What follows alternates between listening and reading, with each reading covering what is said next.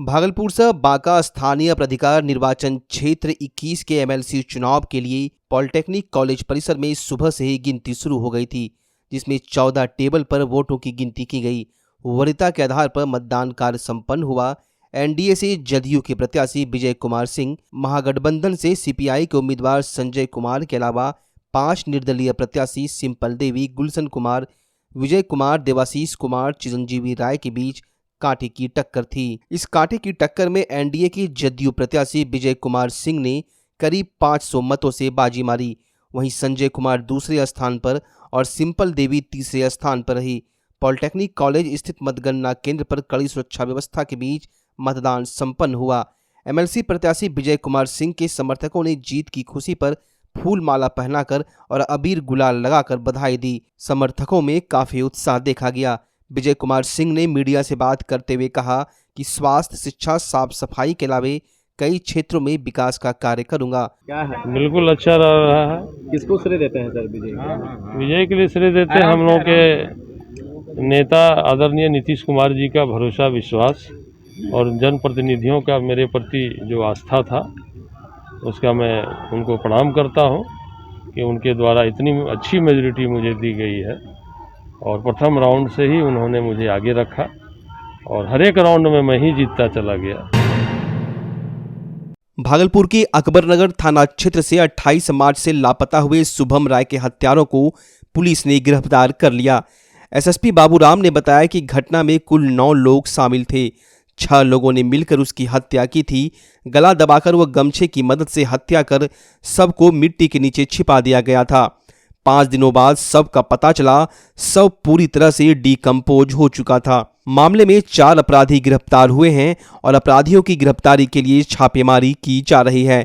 वहीं घटना का मुख्य कारण ये सामने आया है कि गिरफ्तार अपराधी की एक लड़की से बातचीत होती थी और जो मृतक है उसकी भी उसी लड़की से बात होने लगी थी, जिसके बाद रास्ते से हटाने के लिए ऐसी घटना को अंजाम दिया गया। आपको बता दें, भागलपुर की अकबरनगर थाना क्षेत्र के मकनपुर निवासी वरदान राय के बेटे शुभम राय घर से 28 मार्च को अपने दोस्तों के साथ निकला था। जब वो नहीं मिला तो परिजनों ने इसकी सूचना पुलिस को दी। अपराधियों की गिरफ्तारी के लिए ताबड़तोड़ छापेमारी की जा रही थी। एक एक करके कुल 4 अपराधी गिरफ्तार हुए। एमएलसी मतगणना के दौरान पॉलिटेक्निक मतगणना केंद्र पहुंचे गोपालपुर विधायक गोपाल मंडल ने कहा, विजय कुमार सिंह की जीत सुनिश्चित थी। मैंने उसे पहले ही आशीर्वाद दे दिया था। वहीं दूसरी ओर राजद को जमकर कोसते हुए कहा कि जब तक राजद ने बिहार में राज किया, बिहार की स्थिति बद से बदतर हो गई। 15 साल में राजद ने पूरे बिहार को बर्बाद कर दिया।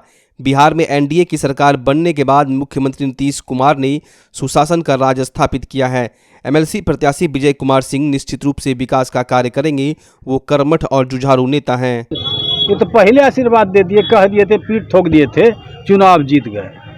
मतलब 1500 के बीच में तो चलिए 1200 आया ना। ये तो पहले बोल दिया, शुरू से हम बोल रहे जितना तय है, कोई टिकने वाला नहीं है, नहीं टिका। चूँकि गठबंधन की ये कैंडिडेट थे जदयू भाजपा के, तो इसको कोई रोकने वाला नहीं था। ये तो झूठो टिटिर सब कोई कर रहा था। हम मना कर रहे थे छोटे छोटे लोगों को, मत लड़ो, मत कहेंगे क्या। तो मुख्यमंत्री आदेश किए थे गोपाल मंडल जी जाओ चुनाव जिताओ, और इनको भी बोले थे विजय बाबू को भागलपुर इनकी जे सबसे पहले गोपाल मंडल से मिलिए। तो आशीर्वाद जैसे मिला उसी टाइम में क्या रहे जैसे बाबू, उसी टाइम में 2 फूल, 1 फूल उनको, 1 फूल हमको, एकदम पीठ ठोक दिए। मस्त आदमी है ना, मजबूत आदमी है, चलिए चुनाव जीत गए। चुनाव तो जितना तय था इसमें 2 महीने पहले ऐलान कर दिए थे 1000 से 2000 के बीच में ये चुनाव जीतेंगे। हमको लगता है जैसा मालूम हुआ कि 1200 से चुनाव जीत गए। अब देखिए और बढ़ सकता है, नहीं बढ़े, ये हो गया, ठीक हो गया। रामनवमी पर भागलपुर में भगवा क्रांति दल के द्वारा 8 अप्रैल को भव्य शोभा यात्रा निकालने को लेकर प्रेस कॉन्फ्रेंस का आयोजन किया गया।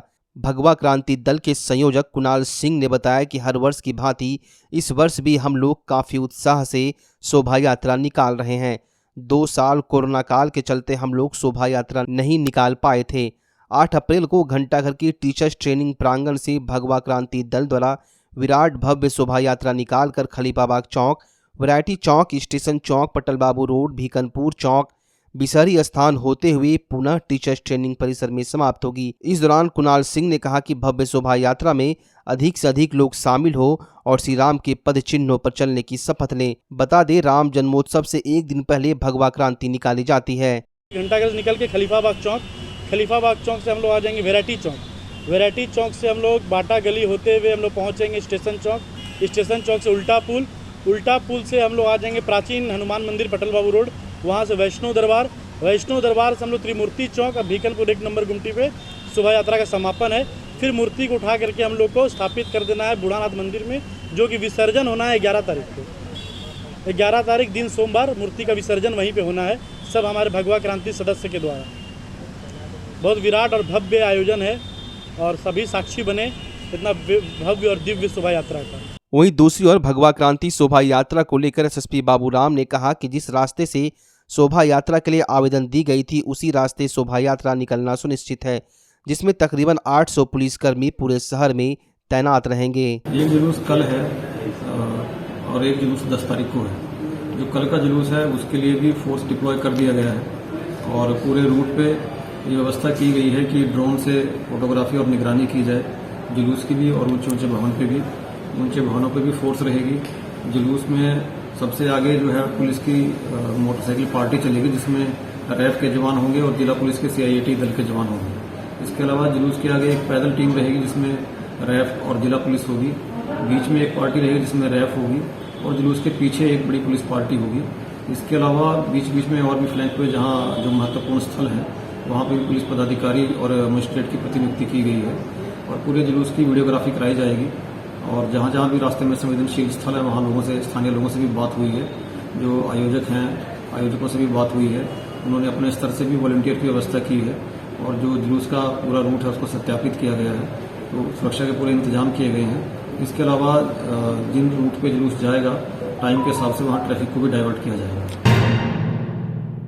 भागलपुर शहबांका प्राधिकार निर्वाचन क्षेत्र से निर्दलीय प्रत्याशी के रूप में चुनाव लड़ रहे देवाशीष पांडे उर्फ नीपू पांडे चुनाव हार गए और वे चौथे स्थान पर रहे।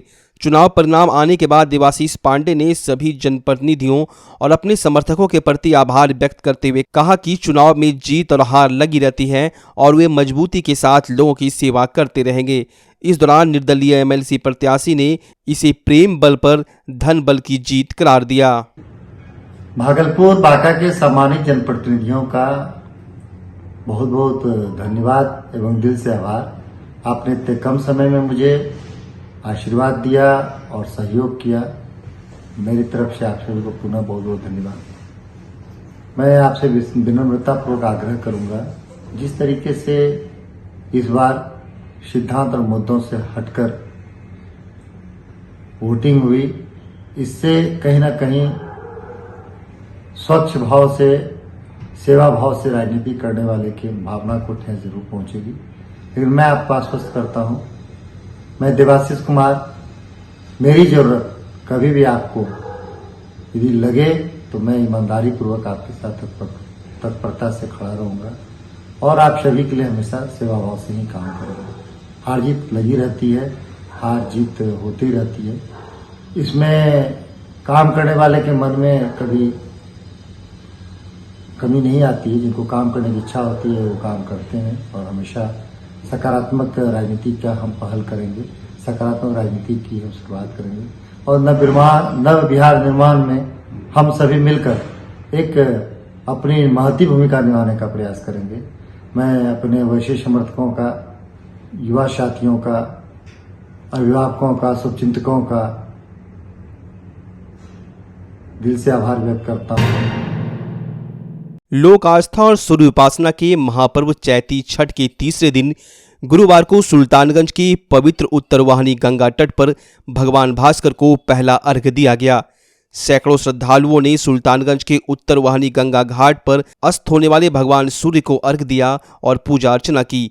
4 दिनों तक चलने वाले इस अनुष्ठान के तीसरे दिन छठ व्रती जहां गंगा तट पर भगवान भास्कर की आराधना में लीन दिखे, वहीं सैकड़ों श्रद्धालुओं ने अस्त होने वाले भगवान भास्कर को अर्घ्य दिया। इस दौरान गंगा तट पर छठ पूजा के पारंपरिक गीत से पूरा गंगा तट गुंजायमान हो चला। बताते चले कि 4 दिनों तक चलने वाले अनुष्ठान के अंतिम दिन शुक्रवार को अहले सुबह उगते सूर्य को अर्घ्य अर्पित करेंगे। लोक आस्था के महापर्व चैती छठ के तीसरे दिन अस्ताचलगामी सूर्य को अर्घ दिया गया। भागलपुर के विभिन्न गंगा तटों के साथ साथ बड़ी संख्या में लोगों ने अपने घरों पर कृत्रिम तालाब का निर्माण कर भगवान भास्कर को अर्घ दिया। भागलपुर के बलारी, सीढ़ी घाट, मुसहरी घाट, SM कॉलेज घाट, बूढ़ानाथ घाट, नया बाजार घाट सहित अन्य घाटों पर श्रद्धालु पहुंचे और अस्ताचलगामी भगवान भास्कर को अर्घ दिया। बहुत से छठ व्रतियों ने अपने अपने घर पर ही छोटे जलाशय का निर्माण कर छत पर छठ का व्रत किया। छठ पर्व के चौथे और अंतिम दिन उदीयमान भगवान भास्कर को अर्घ देने के साथ ही आस्था के महापर्व का समापन हो जाएगा। विश्व स्वास्थ्य दिवस के अवसर पर भागलपुर के शिवपुरी कॉलोनी स्थित गायत्री शक्तिपीठ में स्वास्थ्य शिविर का आयोजन किया गया।